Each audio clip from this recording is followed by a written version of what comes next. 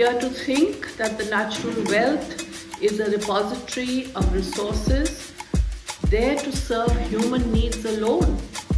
Rather, it is a highly integrated, interdependent, functioning system upon which all life forms, soil, water, plants, animals and humans depend for survival. So the sooner we recognize this, the better, because unless we revere the system, unless we respect the system, our lives, our survival is also threatened. The strange part is that the goal of respect for nature is the same as the Rehnuma, because nature is also the Rehnuma. It is no wonder that Einstein said, look deep into nature and then you will understand everything better. Take the example of modern management jargons that humans think we have identified only recently. Nature has known and practiced these since time immemorial. Upcycling, zero waste, circular economies are clear to see in a forest system. Dead trees become a source of food and material for other organisms. There are organisms that break down complex organic materials and molecules into smaller molecules that can then be taken up and reassembled into completely new material. The leaves that fall in autumn, these become the mulch, the nourishment that feeds the forest. We talk today about win-win situations. Have you seen this in the clownfish and the sea anemone?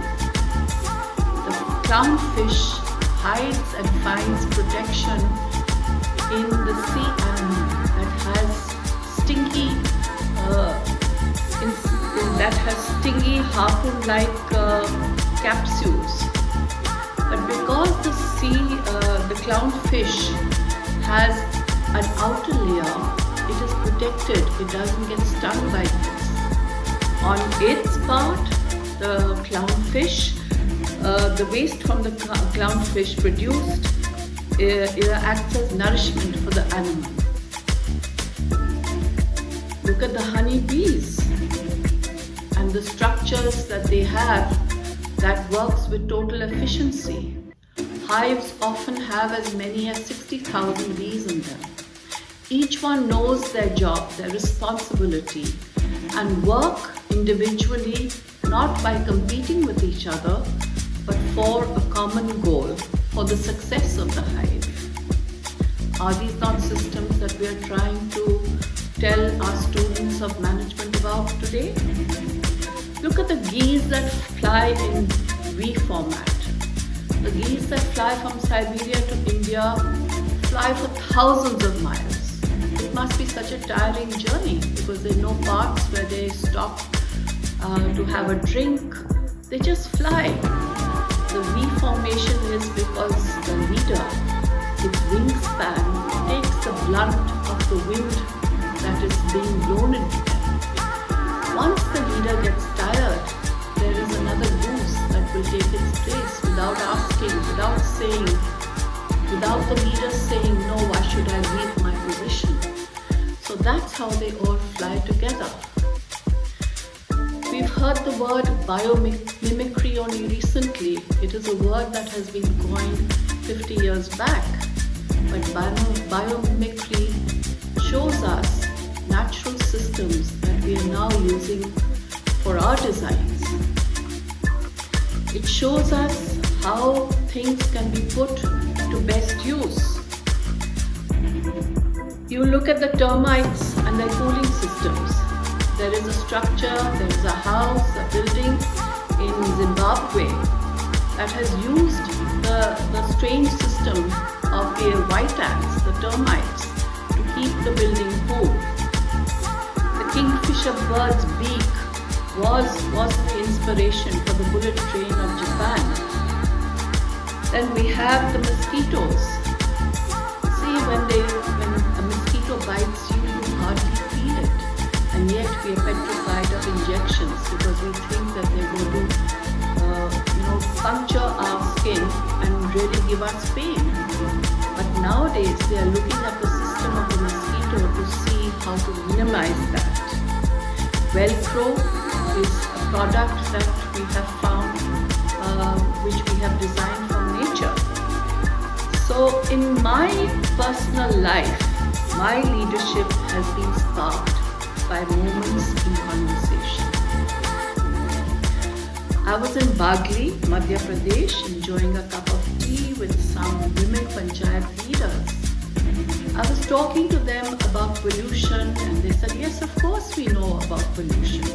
That is the dhua, that's the smoke that comes out of factories. And I said, what about the smoke that is coming out of your son's motorcycle? And they said, no, that is not pollution. That set me thinking that for these women, for these leaders who have been elected for 5 years, who today are strong in themselves, they don't have to depend on their men for decisions. Why don't we have programs that can help them understand environmental issues better so that they can make educated decisions? And why is it that we thought of environmental issues? Because if you look at the agenda for which the Panchayat women leaders have governance, more than half of it is related to the environment.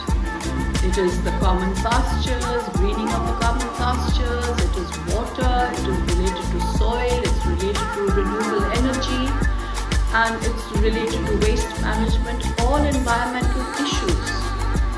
So with funding from the BBC Media Centre, we ran workshops with women in Bagli and Devas in Madhya Pradesh, that is women panchayat leaders, where we explained environmental terminologies such as climate change, greenhouse gases, the carbon footprint, and others. But understanding the fact that these women are from rural areas, not really used to reading that much, we took the use of their folk traditions and of games to reinforce what has been shown in the presentations. And a moment of joy came when the Sarpanch of Bagli said, I have 112 villages under me.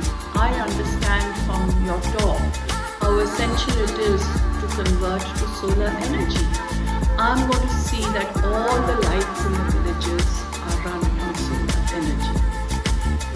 So this was a great moment for us, but my leadership faced the obstacle of not being able to take it forward to the millions of other women panchayat leaders in our country because we were restricted by the lack of funds.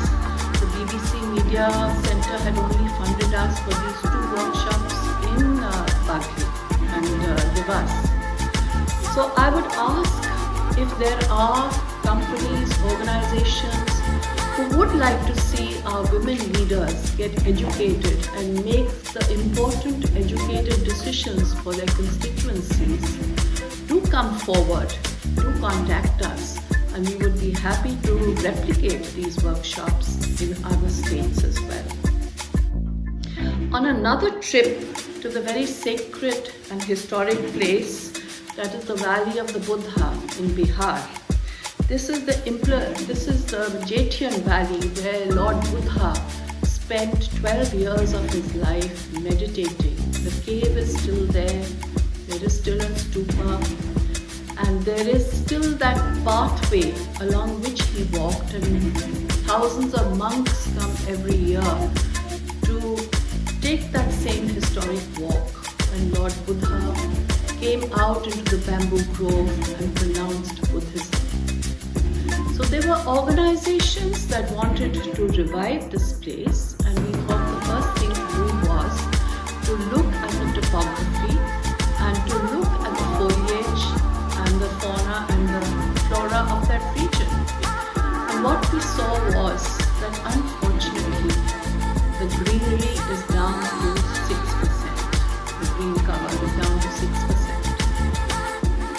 I did go and I was speaking to people over there about planting, how important it was to plant trees and how you had more rainfall and the air would be better, and they all agreed to do it. And the person who was my guide with me, he turned around and asked a small child there, अरे वो पेड़ क्या हुआ जो पिछले हफ्ते मैंने देखा था? What happened to that tree I saw last week? And the child said, वो तो मेरी माँ ने काट दिया. That my mother cut off. And I realized that they were so poor. These people are, the men are all tonga walas, and women just gather firewood, half of which they use and the other half they sell. That is the only occupations over there in the Jetian Valley. This path that goes from Nalanda to Rajgir. So we realized that no matter how many trees we could gift them how many trees we planted, unless we could supplement their incomes in some other way, the trees would ultimately on maturity just get cut down for firewood. So we approached the government and we got the blessings of the Chief Minister's office to go ahead with our programs. And the Forest Department said we will give you the saplings. But unless they had the other means of raising funds for themselves, this would not have happened. So we did a lot of research and we came out with the fact that there could be things that would earn them income, for instance, by reviving the traditional weaving that took place in villages close to Nalanda. The monks said that if it was woven here, we would be happy to buy that material as our coverings. We worked with the Forest Department to see that would they buy back the organic produce that came out, or would they buy back the natural fertilizer that could be made by composting. But again, there was a roadblock. No one has still now come forward to fund this. It's such a simple matter, such a small amount with such big benefits, but we haven't been able to get those funds. So at today's platform, I would ask you to help earthday.org get these two programs on the ground, because whatever happens with them will be a benefit to all. Because the earth has no boundaries. If something of benefit happens anywhere, it's going to benefit us all. Thank you very much